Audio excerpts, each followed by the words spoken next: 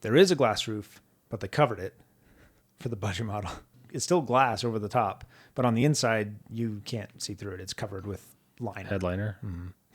You poor person. Yeah, you don't get to see the sun. Well, they did come out with a standard trim for the Model Y and Model 3. Instead of long range. Yeah, there's a trim lower than that called the standard trim for both of those. But that's always been the case. No, these are new. The front fascia is new. There's no light bar in front for the Y. The rear is different. There's no glass roof. Or I should say, there is a glass roof, but they covered it for the budget model. Yeah, I don't know. If you look at it from the outside, it's still glass over the top, but on the inside, you can't see through it. It's covered with like a liner. Headliner? Mm-hmm. You poor person. Yeah, you don't get to see the sun. No sun for you. Yeah, we take the sun away from the poor. Yeah. No, that's a $5 subscription, and someone comes and takes the headliner off. If you ever don't pay it, they just come and smash the glass. So Model 3 and Model Y get a standard. It's more than just a trim. So they actually made some pretty substantive changes. I don't know that it's worth it for what you're saving, but like it looks different. Well, for 321 mile range, is it significantly cheaper? Yeah, I want to say it's like in the mid to high 30s. That's actually approachable for a lot of people. Still in the 30s, which was the original dream of the Model 3, was to be a $30,000 electric car. Now, no Model 3's ever Been cost that, but Well, think about, would you rather have this? Because if this is 36, say, would you rather have this? Would you rather have the Fiat 500 electric for 30? I'd rather have this. Absolutely. The Fiat 500 electric gets like 160 miles. Yeah. This is a world's better vehicle for not that much different in price. Yeah, 321 miles of range, respectable 0 to 60, 6.5 seconds, rear-wheel drive.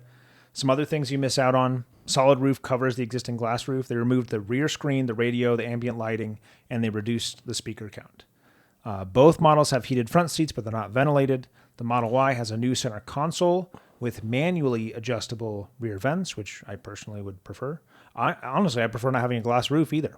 Yeah. I don't care for it. The Model 3 retains its original center console.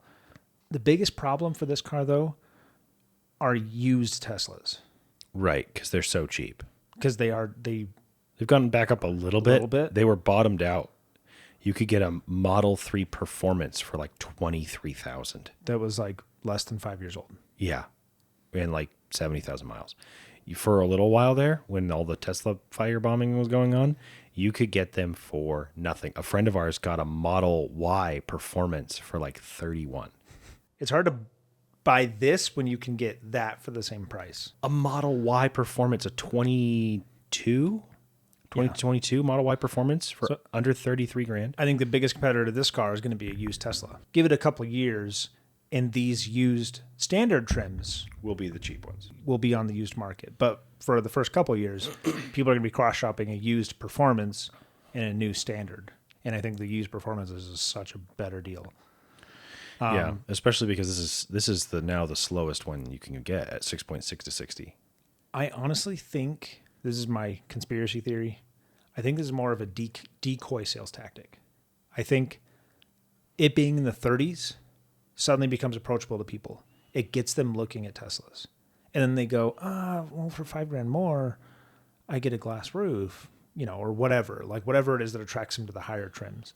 Because for me, for what you're missing out on, I don't know that this is worth it. It's at least more of a effort than the budget Cybertruck was. Like it was very much an afterthought, Whereas this is more... This is very intentional. Very intentional. And this is probably going to be the highest efficiency one. Well, it's probably going to be the lightest. Mm-hmm. The lightest, it's only rear-wheel drive. It is more of an effort, but I think if you really want to get something that's really, really cheap, you have to do it from the ground up. Like a Miata. If the goal is we want to make an affordable, approachable, really lightweight car, you're not taking some existing car and trying to mold it into that. You're only going to make that happen at its most intense level if you think about every decision as you're building the car from the ground up. Every decision has to be toward that goal. When Gordon Murray was designing the T50, he brought a bolt they were planning on using to an engineer and said, this is unacceptable. It was a M12. And he said, first of all, it's not made out of titanium. And second, it's too big. There isn't a single fastener on that bigger than an M10. Wow. Every decision was made for weight. So for an EV, if the whole purpose is to make a cheap, purposeful EV, Yeah. you have to think about it from its inception. What would that look like? Slate. Oh, So- hey, look at that slate. You just kept trying to hit that segue and I kept interrupting you. Yes. I'm sorry. Proof we don't talk about this beforehand.